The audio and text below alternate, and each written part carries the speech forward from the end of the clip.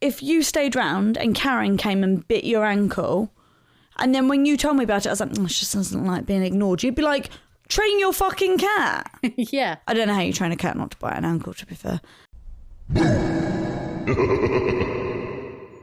What's up, witches? It's Claudia here, and I have some exciting news.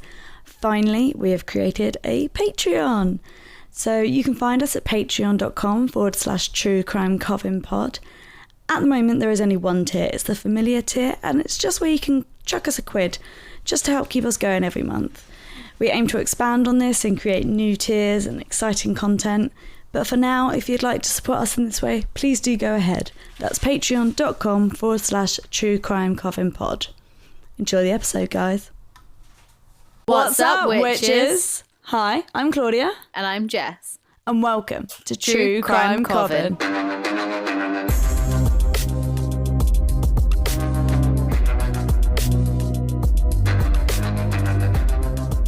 So I wanted to tell you something that was really funny that happened to me just before we started recording. Okay, yeah. I went to pick up a water butt. Everyone knows what a water butt is, Yeah. I'm assuming. Yeah. I've wanted one for ages, and there was a free one on an app called Olio that I use, and I was like, so I went to pick it up, and it was down like a dead end road, like a close, and all the houses were really dark, and all the front gardens were really dark. Anyway, I eventually found the house. Yeah, eventually found the house. There's quite a big front garden. And I went up the steps, and as I did, I had my torch on because it was dark and it was concrete steps, and I almost tripped. Fair. And so I saw the light was on in the living room, and then I saw it go off as I got to the top of the steps, and the woman, well, the person, go to the front door, and I was like, oh, they're probably coming to say that's your one because on the listing there was 2.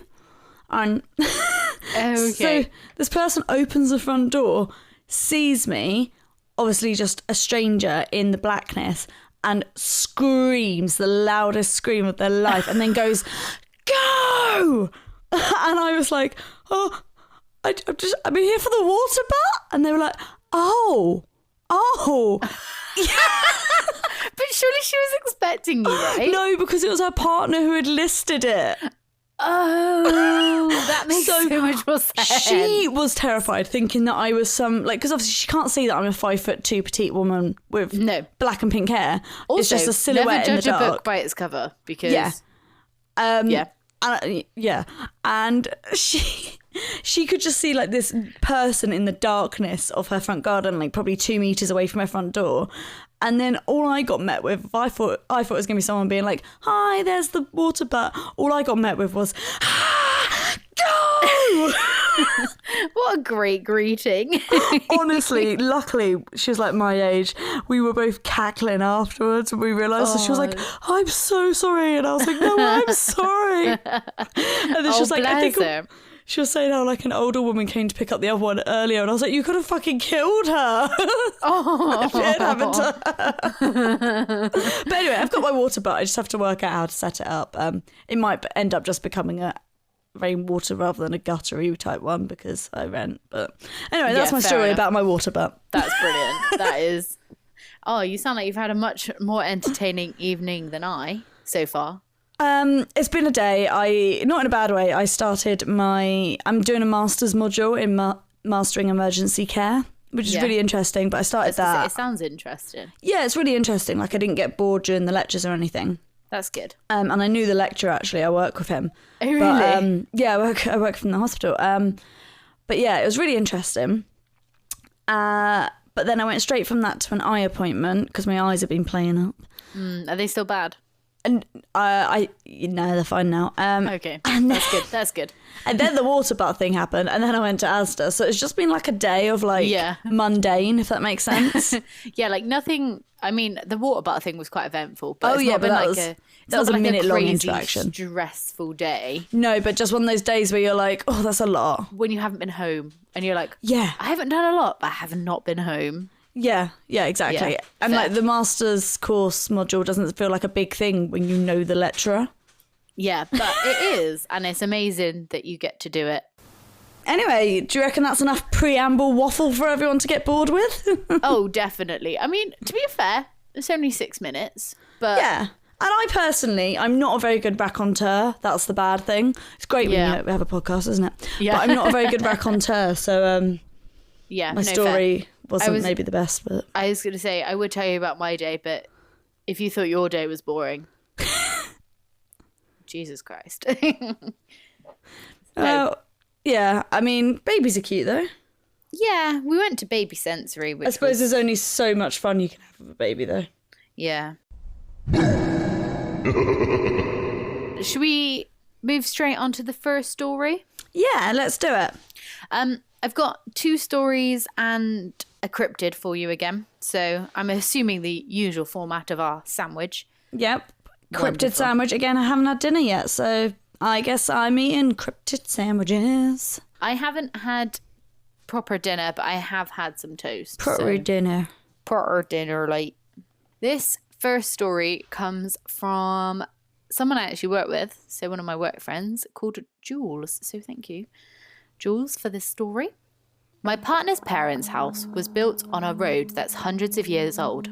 Not quite sure on the exact year that the house was built, but it's very old.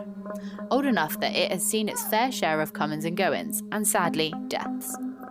My partner, his mum, his dad, and his brother all have their own experiences in that house. The first handful of times I went there, I had absolutely no issues, and I've never been a believer in the supernatural. However, a couple of years after being together, me and my partner were staying over at his parents', and while we were there, I went to use the bathroom, which was at the end of the downstairs hallway. This door is always propped open, and as I walked towards the door, I could see the outline of someone standing in the bathroom. I thought it must have been my brother-in-law, so I laughed and said, "Why are you standing in the bathroom in the dark?" But when I turned on the light, there was no one there. I shrugged it off, thinking it must have been my eyes playing tricks on me, and carried on with my day. Since this incident, I have also noticed thumping on the stairs when no one has been there, not even the dogs. And speaking of the dogs, I have also noticed them turning to bark at something that isn't there. Well, not that I can see anyway. After the birth of my daughter, things seem to definitely ramp up. No idea why. She doesn't seem to have ever really seen anything, or not that she's ever mentioned. One time, me and my partner were down visiting Cornwall, and the baby was asleep in her small bed at the end of mine. Glenn went straight to sleep, which apparently is a talent that all men seem to have, and I was scrolling through my phone in the dark with headphones on. It does normally take me a while to fall asleep, and I was wide awake. I'd been on my phone for about 10 minutes listening to music when I felt something grab my ankle really hard above the covers. Obviously, I sat up straight away, thinking it must have been the baby. But no, she was still asleep. Maybe it could have been the dogs, but the door was firmly shut and there was nothing in the room with us. Glenn's legs were also the other side of the bed and he was still sound asleep, so there was no way it could have been him. It scared the hell out of me, and I was now wide awake and barely slept that night. The next day, Glenn's mum told me that they don't like it when they're being ignored, so it must have been because I had my headphones in and they wanted someone to talk to. They were annoyed that I wouldn't listen to them. I do have a few more stories, so I will send them over as I remember them. And that's the end of her first one. Oh, thank you. I like that one. There's loads to dissect though. Yeah, it's a very, very long story, and she sent me like a couple more, and they're all pretty long. Well, it sounds like there's loads of activity in that house, and as she says, there's such a long history of the house. Like, it makes sense that there's so many different aspects. So, first of all, she saw the silhouette in the bathroom, and then it was gone when she turned the light on, which is very creepy. That's like horror film 101, isn't it? Yeah, exactly. It's lights out, the film, isn't it? Yeah, literally. And that's what I can see, the creepy girl from that. The cover of it. That's what I can see in my head. Yeah. And then when she speaks about the dogs barking, I feel like, and we've probably spoken about it before, but I feel like if anyone ever speaks about ghosts and animals together, they all say the same things. They definitely see something we don't. Yeah, I mean, I was creeped out because I sent you that photo of Albus the other day, and he was literally just staring at the corner of my bedroom, and I was like, well, that's not fucking creepy. And this is the thing, like 9 times out of 10, I do think they see also little bugs that we don't see, and oh god, yeah, specks of light. Like, I put a photo in a frame yesterday, a print that I got Mikey for Christmas that just arrived because of strikes, which we support. Yeah. And I went down to show him that I put it in the frame and being like, oh, does this look all right? La, la, la. And suddenly I noticed that Karen was like staring up at the ceiling. And I was like, what's she looking at? And then I realised that the frame was reflecting. So like, yeah, they pick up on more than we do. Yeah. But with that being said, I do also think that they could definitely have the ability to see ghosts. And I don't know if 100%. we've spoken about it on the podcast. But, No, you know, I don't know if we have. And if I am repeating myself, but just we already know that cats, for example, can see things that we can't. So apparently to cats, humans look stripy. We've definitely spoken about this, it. but I'm not sure if we did it on the podcast. So basically, cats can see where your skin has grown. And obviously, like, we sometimes can see stretch marks, but regardless of whether you've got stretch marks or not, there are markings on our skin of where we have grown.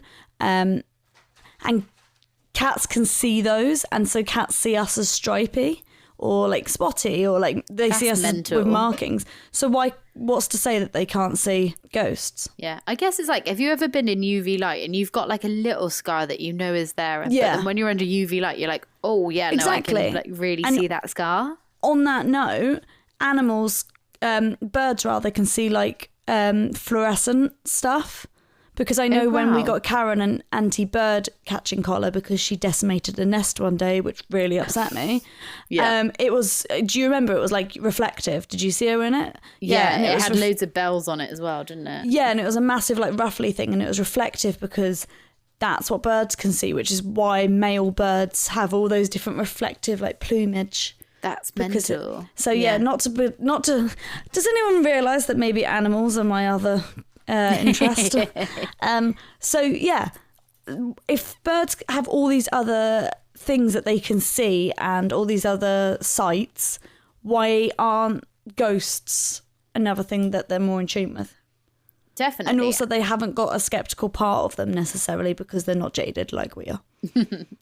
Yeah, I wonder if they realise that we can't see them, like. Probably, they're probably like these stupid humans. And it's the same with like dogs, because obviously dog whistles is at such a high pitch that humans can't hear it. They must be able to hear other frequencies that we can't. And if that is like some sort of paranormal, supernatural thing, then... Yeah, and also on that note, it makes me wonder if sometimes when we do say like, oh, dogs wouldn't go in this room, and we put it down to paranormal stuff, perhaps it's like, no, because they could hear like a hum of something.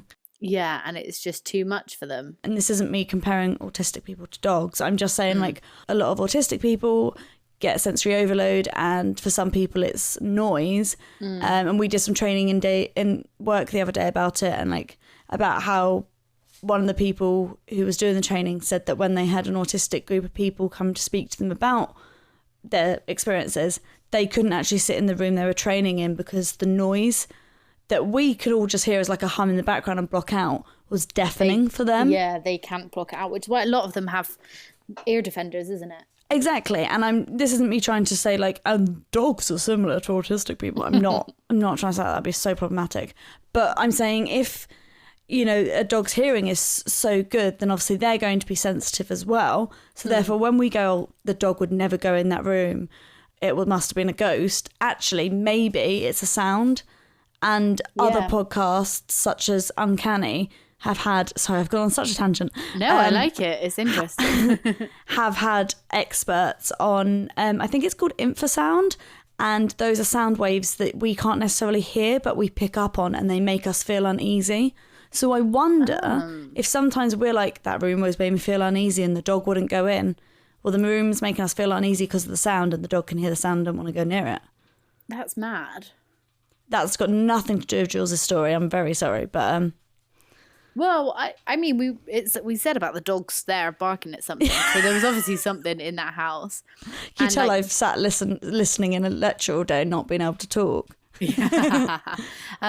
But like, obviously... Jules has sent in quite a few stories, and I'm going to try and spread them out over the next couple of weeks so you don't just have all Jules' stories in one go. But they are all really, really interesting.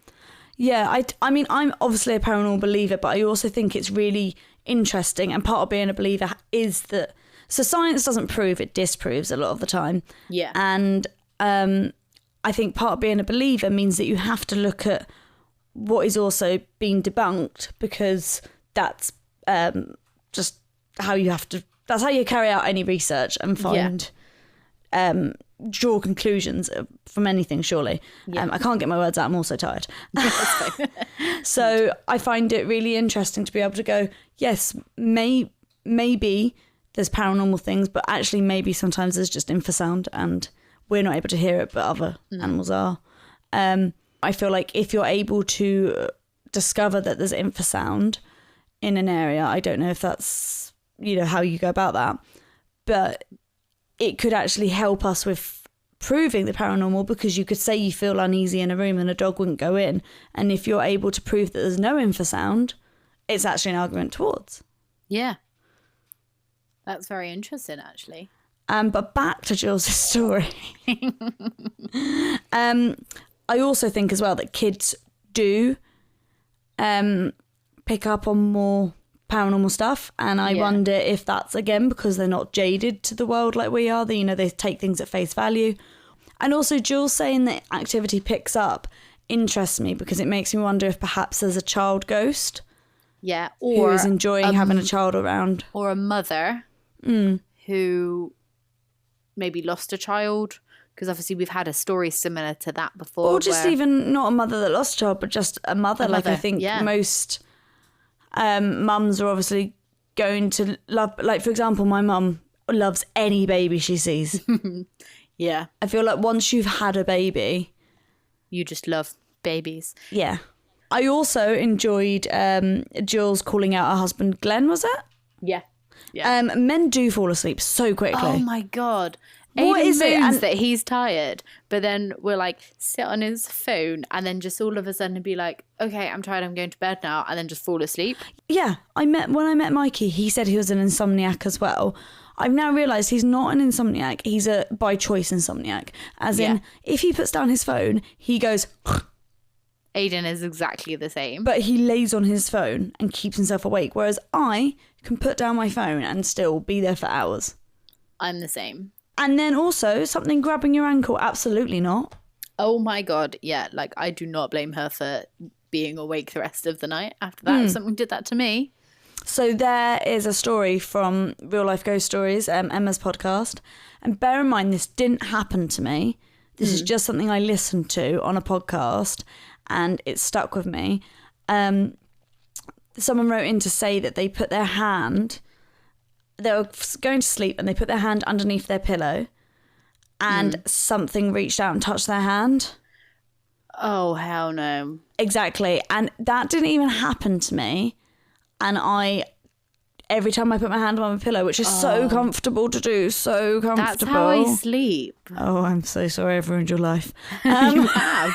To be fair, pregnancy ruined it first, because like before I was pregnant, I used to sleep on my stomach with my hands like... You cannot see this on a podcast form, but like that underneath my pillow. Like a damsel in distress, if you imagine that, hand to forehead. Yeah, but then with a pillow in between my hands and head. That's weird. I know. Or even weirder, sometimes I used to sleep with my hand on the floor. Okay, that's just asking to get grabbed. Literally, I know, but it was the only way I could fall asleep. Yes, that has stayed with me so much, and it's so comfortable, and I can't do it anymore unless I'm so tired that I'm like, I don't give a shit, demons come for me. But if something grabbed my ankle, I don't think I'd ever sleep again. No. Not in that place, at least. Yeah, definitely not in there. Also, how the next day his mum was casually like, oh yeah, it's just the ghosts. You were just ignoring them. Also, rude as fuck. Like, you don't like being ignored. Well, I don't want to have a chat at this time in the morning. Yeah. Also, like, I know I was on my phone and I was awake, but I mean, if everyone else was asleep and you didn't disturb them. Rude. Yeah, and also, like, get out of my bedroom. Yeah. I don't care how long you've been here. like Ethel the Fifth. I don't know. I don't care. I don't care how long you've been here. I'm here now. You had your life. It might have been a lot shorter than my life. Ain't my problem, But like... you know, we've come a long way. But Yeah. yeah, very rude. Very rude. You don't like to be ignored? Okay, well, you need to start disciplining your ghosts. Imagine that. Like, if Can you you imagine watched if my Ghosts, cat the BBC show. Yeah. Yeah, imagine. Like, I can imagine it like that. Like, right, Ghosts, we're all having a meeting in the living room in 10 minutes. Okay, right, sit down. We need to have a talk about this haunting business because Well, yeah. you're scaring my daughter-in-law. Well, imagine, right? If you stayed round and Karen came and bit your ankle, and then when you told me about it, I was like, she just doesn't like being ignored. You'd be like, train your fucking cat. Yeah. I don't know how you train a cat not to bite an ankle, to be fair. But Karen's an angel and would never. I am ready for my cryptid filling. Oh, wonderful. Now, before I get on to the cryptid this week, I do have to do a little note to say apologies in advance because it is a South African folklore. Mm-hmm. And I'm going to absolutely butcher how to pronounce some of these places. So basically, we have got 2 apologies for African countries, 2 episodes in a row. Yeah. We could get cancelled here. We could.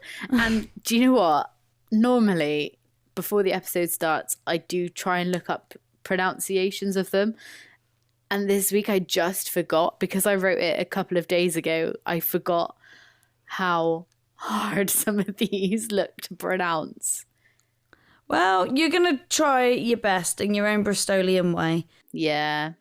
So, well, with that note then, have you heard of Mamlambo? No. Or Mamlambo, depending on how you pronounce your A's. So, if you haven't heard of her, you have probably heard of her Scottish cousin, Nessie. Yeah. Yeah, there we go. So, basically, I want to kind of say a South African Loch Ness monster, but there are similarities in the fact that she is an aquatic monster who lives in rivers. Mamlambo is more commonly known to inhabit Minslava. So villagers living in Lebeklo, which is a small village near the river, have described Mamlambo as a creature that is 20 metres long. She has the head of a horse, the lower body of a fish, neck of a snake, and is occasionally known to have short, stumpy legs like a crocodile. So basically, she does, in pictures, she does kind of look a little bit like Nessie, but with shorter legs, more of like a fish tail rather than like a dinosaur tail, and a horse's head rather than like a dinosaur head. Okay. So there was quite a few sightings of her actually reported in April 1997, which I don't think was that long ago. No. In the grand scheme of things. And it's also reported that at night she is said to shine a bioluminescent green, and she has bright green eyes which possess the power to mesmerize anyone who makes eye contact with her. I mean, that's cool. I'm here for that. That's Yeah, I thought you would That's like that, queen to be power, fair. that is. And Yeah. also, I love a woman who shines. Yeah, bioluminescent green as well, like with nice... Bioluminescence, very cool, very eco-friendly. Yeah. She Obviously. sounds amazing. Yeah, so she is pretty cool so far. She's also said to love a thunderstorm, and that is when she's most likely to be spotted, as that's when she tends to leave the river. And I'm like, fair enough, if you're an aquatic animal, you're not going to come out when it's like 30-degree heat, are you? You're going to wait for a bit of rain. Yeah. Yeah, exactly. Also, so when you said that she was 20 metres long, I wanted to know how long a megalodon was. You know, the dinosaur shark, which sounds like a very stupid way to say that, but I just don't know what era they were in. I didn't want to say Jurassic. Fair. I don't know. No, I have no idea. But the megalodon was not only the biggest shark in the world, but one of the largest fish ever to exist. Estimates suggest it grew between 15 and 18 metres in length. Also about the same size as that. Yeah, which, if you've ever looked up the size of a megalodon next to a human, I'm going to say terrifying. I'm not fucking with this magnificent horse-fish hybrid. Yeah. Well, as I think the story develops, you will want to fuck with her even less. Oh. But on that note, you might also be wondering why I keep referring to Mamlambo as her. So her origin story is obviously from South African and Zulu mythology, and she is thought to be a serpent goddess, or also known as the goddess of rivers. Okay. There's also like a bigger goddess, like, or more well known from like the whole of South Africa, called Mamiwata, which I know sounds like me doing a really bad South African accent. I personally really love the South African accent, and I also, so I really like these names anyway. Yeah, fair. I mean, you can guess what Mamiwata stands for. It is literally translate to Mother Water, who is another goddess of water. And then obviously Mamlambo is the goddess of river. I'm hoping I've got that right. It all got a little bit confusing and there was a lot of overlap in different places. But basically they are both very dangerous and they're both seductive figures who can bring great wealth and power to anyone who captures them. Okay. But also, like, you know what? I don't like it when people capture things. Well, I think from what I read as well, it's more of like a bargaining chip. So it's like, oh, you've captured me. If you let me go, I'll give you lots of money. Okay. Kind of thing. So this is why people are like, oh, she's never been caught, because every time she has been caught, she's offered people money. They've given her money and left. Also, who has a net big enough? Also, when you hear what she does to people, who's catching her? Who's going out their way to find her? Yeah. I'm also going to say as well that if she's that big, she's definitely going to break your fishing line. Oh, God, yeah, for sure. So as well as bringing lots of riches and money, she can also bring about terrifying ruin. And it's thought she controls the river of South Africa. Okay. She is also thought to be worshipped as a fertility symbol. Okay. And I don't know specifically why Noah said, but I'm assuming obviously rivers are thought to like bring life and that's what I was be a living thinking. thing. So I did think maybe that's the reason, but unconfirmed. That was just my theory. Yeah. And we're going to do a throwback to one of our first cryptid episodes about the witches who brewed beer. Yeah. Because Mamlambo is also thought to be a goddess of brewing beer, as typically it was the tribe's women who lived in the villages along the river that brewed the beer. So as she's a female, she was also seen as that symbolic goddess of beer brewing. Okay. Yeah. And the closest thing she resembled in, like, not really in looks, because of obviously like the horse's head and snake neck, but she's almost kind of like a westernized mermaid, and so is Mama Water. Like, they are. I don't know. I would say that actually it is quite accurate, because obviously original mermaids are not beautiful. No. And like, I've think seen of like the siren. Yeah. And I've also seen in the museum near where I grew up, the Horniman Museum, they have the monkey fish hybrid mermaids. Oh, yeah. And yeah, terrifying. Yeah. Absolutely not. And you saw that swimming towards you. I'd rather a megalodon. Oh my God, yeah, you run in the opposite direction. They are known to be seductive, but also really, really dangerous. Which and makes them more dangerous. A lot of, I really like the depictions of dark mermaids. So yeah, you know how in the live action Peter Pan the mermaids are really creepy. I live for that. Oh yeah, it's like in Pirates of the Caribbean as well. They're like obviously beautiful, but they literally lure the men into the water and then like just drag them and drown them and kill them. Well, in Peter Pan, she says, oh, they seem sweet, and he goes, they'll sweetly drown you. And I fancied him so much as a kid. So why else is Mamlambo incredibly dangerous? Well, she's 20 fucking meters long, mate. She's huge. But I just feel like that point ain't stressed enough. Yeah, I know, she is pretty big, but that's not even the worst part.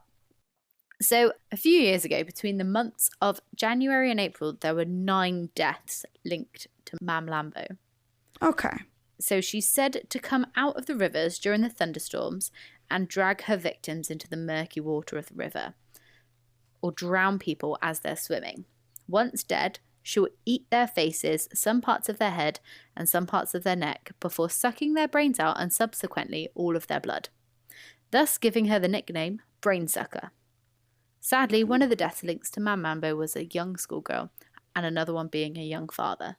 So the villagers along the river will tell you that it was 100%, no question, Mamlambo. Okay, they think it's her. However, the police in the area will disagree with them. So they've put all of the 9 deaths down to drowning. As I said, happened mostly in thunderstorms and in the, like, I don't know if they have like monsoon, but they have like the wet season, don't they? Yeah, I mean, they have seasons. Yeah, so they have obviously like wet seasons where it rains a lot, and obviously the rivers overflow and flood, and obviously more likely that people drown during them. Sadly. So yeah, as sad as it is just an act of God, almost. Yeah, so it's just normal. So it is, all the deaths were put down to drowning. And it was right, a lot of people did have parts of their faces, heads, neck, and some of their brains eaten by the time they got pulled out the river. But police said that this one was actually very easy to explain why it wasn't Mamlambo, because as they pulled the bodies out of the river, after a few days, because obviously during a thunderstorm they couldn't then recover the bodies till a few days later, a lot of the bodies they recovered actually still had crabs and other marine life attached to them. Yeah. And they had already started being eaten by whatever aquatic life was in the river at the time. And obviously because they'd been in the river cold, it didn't look like they had any blood left, because they'd been unfortunately dead for a couple of days. So although people will still try and link the deaths to this lovely cryptid, the police do have a very rational explanation. I wonder as well if it could be things such as crocodile. Could be. Because, again, I Googled because I just wanted to check I wasn't going to be an idiot. Yep. And the Nile crocodile, Crocodilus niloticus, yeah, there you go, Latin, occurs naturally in South Africa and Eswatini. So, I'm going to say big chunks. Yeah. And she is said to have crocodile legs, so who's to say you didn't see a particularly big crocodile? Because they can get massive. Yeah, I mean, maybe and not. Interestingly, meters, but... crocodiles. So here's more animal facts with Claudia. Maybe this should be a segment. I know. Animal facts with Claudia. So obviously, as we, humans and other mammals, age, we begin to deteriorate, like our hearts give up, our lungs give up, everything gets a little bit, we're not meant to live forever. Yeah. But interestingly, crocodiles and other similar animals don't age in that way. They die from illness or injury, but not because their body deteriorates. That's really scary. I think it's the same with tortoises as well. I think. Oh, is that why like tortoises can live to be like I could hundreds? be wrong. I could be wrong about both these things, and people might message in and be like, Claudia, you're an idiot, you know nothing about animals. In which case that's fine, but until then I will spread this information. What scares me the most about that is that there is some rich, crazy scientist, maybe not a scientist, but a rich, crazy person who's employed a scientist to see if they can get the DNA of these animals mixed with human DNA so that they do not age in that way. I'm right. I googled it. Crocodiles in captivity have been known to reach 100 years old. What's most interesting about crocodiles is that they don't die of old age. They do not die from biological aging. Instead, they continue to grow and grow until some external factor causes them to die. That's really And the oldest crocodile was estimated to be 140 years old. However, obviously, we don't know because crocodiles... That's really scary. And I'm going to see what other animals as well. Sorry, it's now turned into an animal and paranormal podcast. So, well, because that's now made me think. So my next point was going to be, the description of Mamlambo is similar to the description of a mosasaur. What's a mosasaur? I'm hoping it's a mosasaur. That is spelt 2 different ways, so I think my computer may have autocorrected it to something else. But it is a dinosaur that did go extinct with the rest of the dinosaurs. Oh, okay. But, I mean, there are theories that somehow this one survived, frozen somewhere, and that's what explained the sighting. So that was going to be my other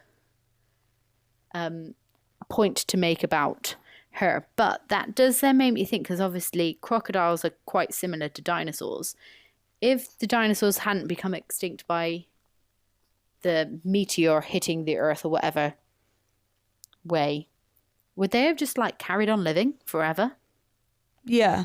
Because if they wouldn't have aged, died of old age. I suppose, yeah, the thing is, the reason why these animals don't just live indefinitely is because at some point they get sick, or at some point they get attacked. And I was just looking at what other animals.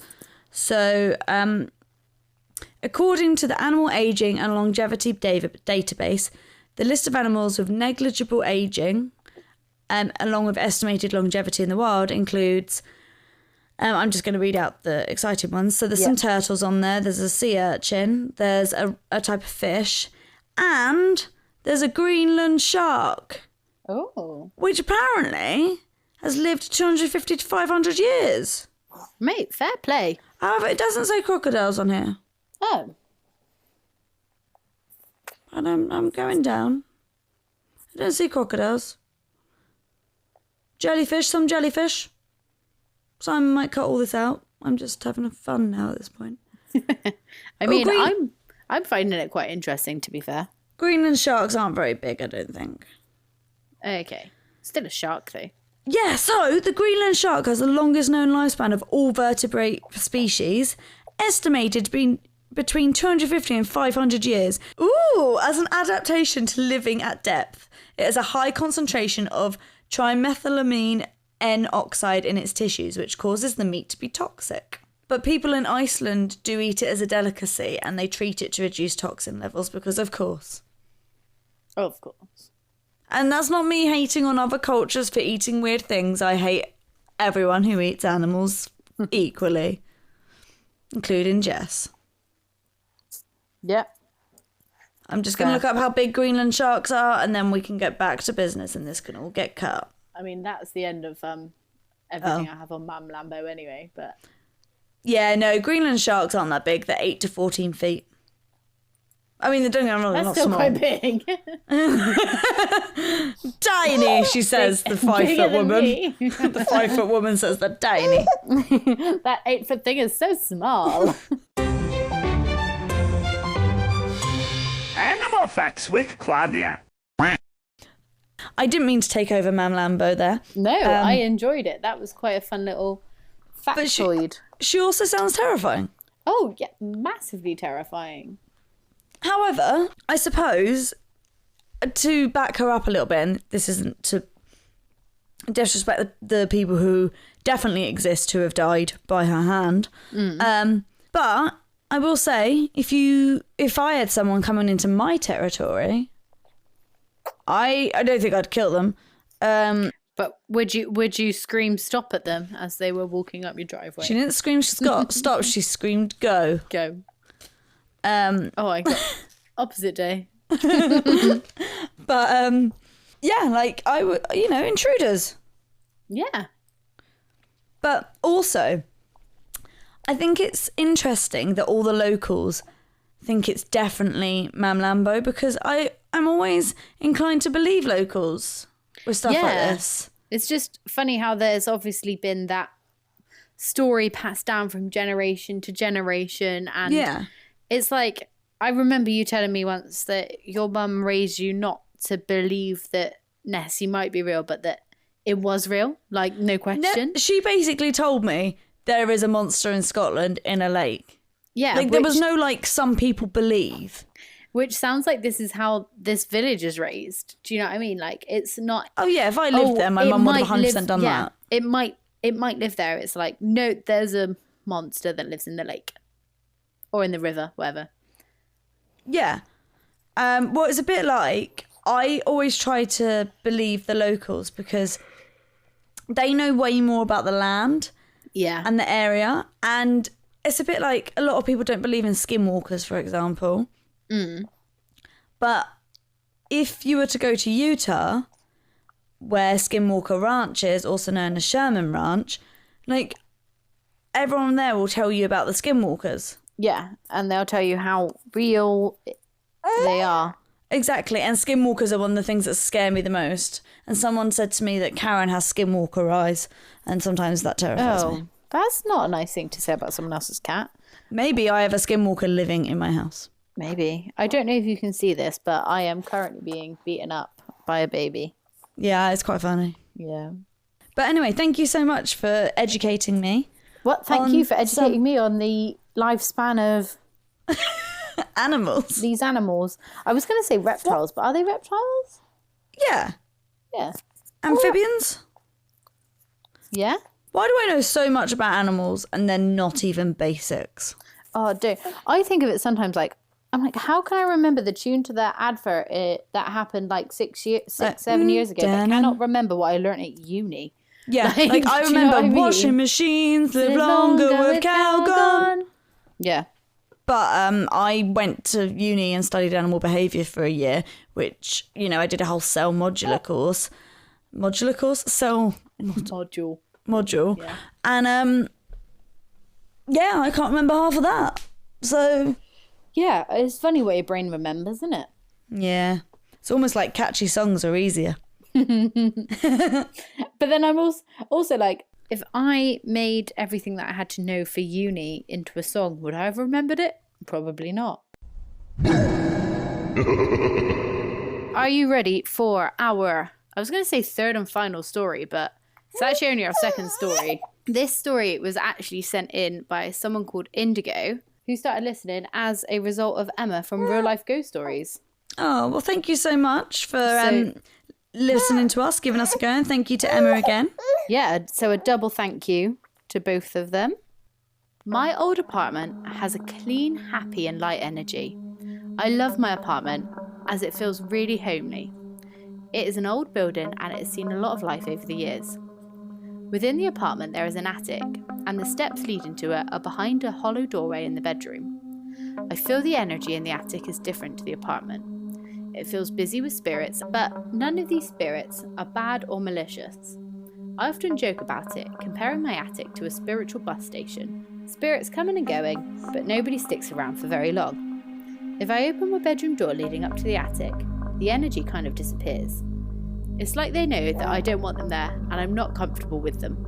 So for the duration of the time that I'm in the attic, the spirits seem to stay out, or at least out of my way. How kind of them. I am on the second floor and the ceilings are very high, but there's no working doorbell. One day my boyfriend and I are in my bedroom and we've just brought down all the Christmas decorations. And I begin to sort through the boxes. He lies down on the bed, which is in the middle of the room. He cannot touch any of the walls or the door. We're talking and I'm watching him talk to me as I untangle some garland, when all of a sudden there comes 4 loud knocks. Very loud and very distinct knocking that comes from the other side of my attic door. I knew it wasn't anyone at the front door, as if anyone was to knock on my front door, I wouldn't be able to hear it, and it would have a very different sound. The building is solid brick. The interior doors of my apartment are cheap, hollow, thin wooden doors, and the door out onto the street is heavy, old and solid wood with thick glass in it. Again, I cannot hear it even if someone's there. Nothing else in our home makes a sound remotely similar to this. Me and my boyfriend both heard it, and since I was talking to him and I could see him, I knew that it wasn't him knocking on the door. He was just as stunned as I was about the whole thing. Later on, he completely denied it because he couldn't rationalise it. That weekend, I went to see a spiritual woman who sells crystals and a lot of other things for cleansing and protecting your space. I told her what had happened about the energy in the attic and the knocking, and she recommended specific crystals. I placed them around my house, but one very, very special crystal in the attic at the top of the steps. She said it's like an energy sign that basically says, do not enter or no trespassing. Since then, nobody has tried to visit. Since writing this just over a year ago, I have moved into my first house with my husband. I'll let you know how it goes. So far, things are quiet. Thank goodness. You two witches have a marvellous day and stay spooky. Love, Indigo. Well, first of all, I just want to say Indigo is an amazing name. Yeah, I really like the name Indigo. That is all of your names getting changed. And secondly, I wanted to say definitely keep us updated on anything happens. I hope it doesn't happen for you know. But if it does, let's at least turn that into a positive and keep us updated. Yeah, definitely. And love then to hear more follow-up stories. Yes, please. And then in terms of, so it sounds like you're describing a bit of a portal. Yeah, with the coming and going. Yeah. Yeah. And it's weird because I wonder what's worse. I suppose if you've got a ghost, it's not brilliant, depending on the ghost. But when you've got things coming and going, you've always got a potential for an unkind or a bad, quote unquote, bad spirit. I mean, from her story, it sounds like luckily they were all decent spirits. Do you think maybe one got trapped in the attic and was like, excuse me? Maybe. Hello? Yeah, they came in and couldn't find their way out. So they're like, is this the door? Hi, guys. And they're like, excuse me, sorry, I can't get to where I need to go. What I would find interesting as well is if she left the crystal there just to like help whoever bought the apartment next, or if she was like, I'm going to take that crystal with me just in case there is bad energy. I'm just going to say crystals can be really expensive, and therefore I would not blame her for taking it with her. No. Because I like crystals, and they aren't cheap. No, they're not. And therefore, I would have taken it with me. Plus, they're very pretty. They are very pretty. And if they do stop unwanted spirits, then win-win. Then they're worth every penny. But yeah, thank you so much for your story, Indigo. And I'm very jealous of your name. I've always thought that I really like my name, but maybe... maybe you're going to change it to Indigo. A bitch just might.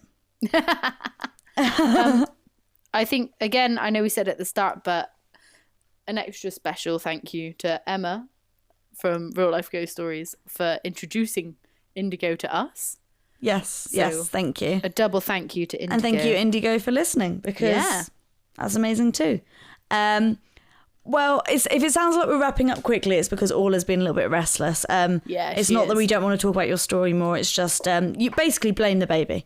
Yeah. Because you know what? She can't stand up for herself. She can't even stand. She cannot. Pathetic. I mean, I am sure Simon will edit that into a reasonable length of time, but that took about 20 minutes to get through. Yeah. So whilst that was a relatively short story, which is still brilliant, by the way, that took us quite a while to read through because Orla was not having any of it. No, she doesn't like crystals. And therefore we're going to stop rambling and just say thank you so much for your story. We really appreciate it. We really appreciate everyone who listens to us. We really appreciate our Patreon subscribers, by the way. We haven't said that yet, and there is a reason why we haven't said it yet. But we still should have. And I guess we're just going to quickly now, because Orla could start crying at any moment. All that's left to say is... Stay spooky! Hey guys, if you have a ghost story or a case suggestion, please email us, truecrimecovenpod@gmail.com. You can also find us on Twitter @truecrimecoven or on Instagram and Facebook, where we are @truecrimecovenpod.